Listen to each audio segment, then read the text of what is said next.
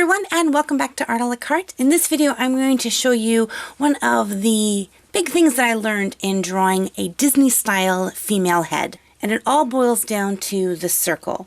Now, before you guys get all, I can't draw a circle, and I hear that so much, people getting really actually frustrated because they can't draw a circle. I actually have a tutorial where I teach you the method that I learned how to draw my circles, and so I go through all of that in a rather exaggerated way. The circle is the key important part to getting that really cool rounded forehead and kind of the style that Disney uses in drawing their female characters. And I learned this from just observing Disney animators draw.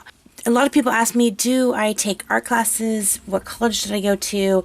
I really didn't. I took one college class, which I might talk about later in a video, but really was just sitting and watching other artists create and figuring out what they did. And I noticed that the artists all use these circles. And they would take the circles, and the circles weren't the entire head. It was just the top portion of the head, like the top part of the skull. And right near the base of the circle, that's where they would add in their eye line, their nose line, and then the chin would drop down from that.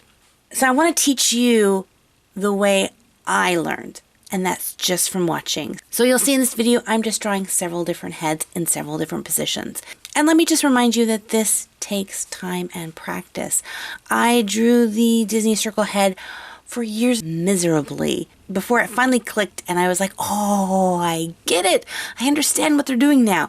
And even today, if I don't draw a lot of cartoon female heads in this style and I go to draw it, I'm rusty. I'm not as good at it. So I'll sit down and I will practice. And so this is what, if you get anything out of this video, I want you to understand that it's just going to take practice. So let me just show you how I practice. I just have a small scrap sheet of paper and I just begin to fill it with all sorts of female heads. And this works with any style, whether you're wanting to draw Disney style or anime or manga or Tim Burton or whatever style you want to create. Practice is the key. It's essential. And don't think you have to just fill up your page with completed drawings. You'll just notice my page has nothing but just heads and faces. Some of them have hair, some of them don't. Some of them look great, some of them don't. And do this first before you jump in to trying to do a completed and finished piece.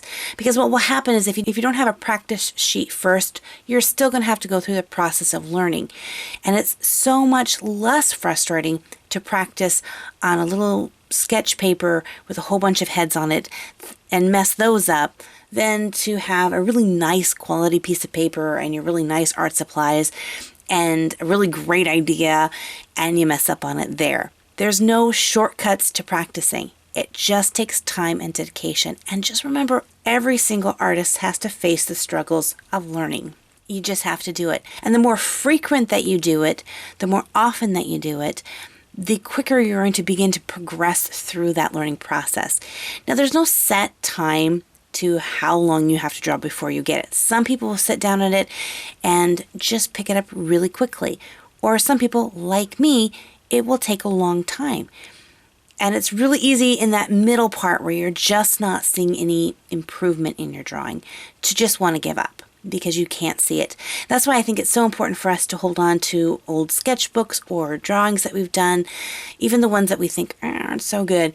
It's kind of like the photos that people take before and after they make a lifestyle change and start eating healthy or exercising. And they take the photo of them not looking so good. And then 6 months later, they take another photo of them and they can see the change.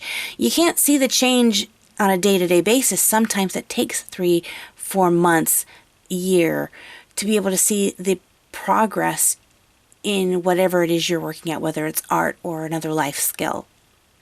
So I encourage you guys to not give up. Don't give up on practicing. Keep on doing, and also practice different things. Don't just draw the same head in the same angle the same way. As you saw on my sketch, look at it from all different angles and expressions. And on my sheet of paper, there are some that I really like, and there's some that I was like, oh, what is that? That is a learning process. So don't be scared of it. It's okay. You don't have to show anybody your sketches. That's just for you to learn.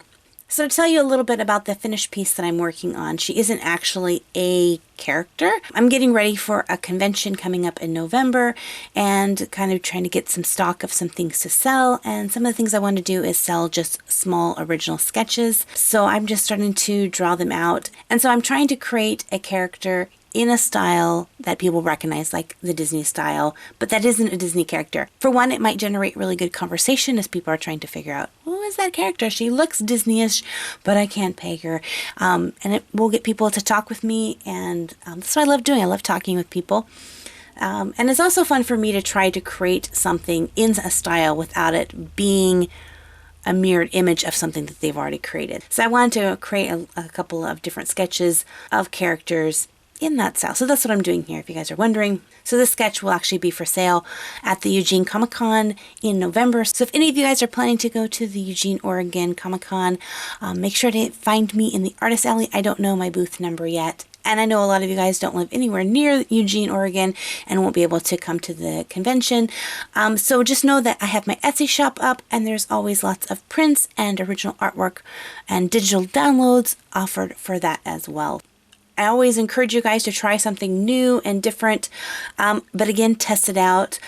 I decided I wanted to give her freckles because she just looked like she needed freckles. So I added freckles, and I didn't practice out freckles before, and I haven't done a lot of freckles before. So I just automatically picked a dark color and started stamping in the freckles there and realized freckles are not that dark. They're very subtle. I was able to kind of blend them out a little bit, but definitely if you're going to try a new element to your drawing, grab a little scratch piece of paper and practice that out first, just to make sure. Even something as simple as a freckle, you might want to practice that out as I learned.